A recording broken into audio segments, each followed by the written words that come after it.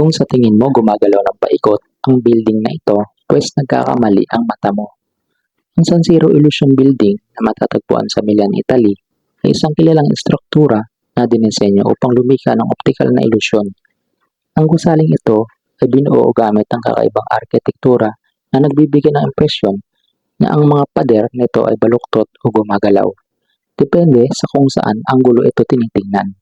Ang disenyo ay gumagamit ng mga bagong teknik sa pag-ayos ng mga pader, bintana at iba pang bahagi ng gusali upang lumika ng ilusyon na galaw. Kaya ito nagmumukhang gumagalaw kung titignan ay dahil sa paggamit ng iba't ibang materyales at kulay na nagdaragdag sa ilusyon. Pag tinignan mula sa iba't ibang anggulo ang gusali ay nagmumukhang nag-iiba-ibang hugis na parang lumulutang o lumiliko ang mga bahagi nito. Ang San Siro Illusion Building ay isang patunay ng kahusayan at imahinasyon ng mga arkitektong nagdisenyo nito.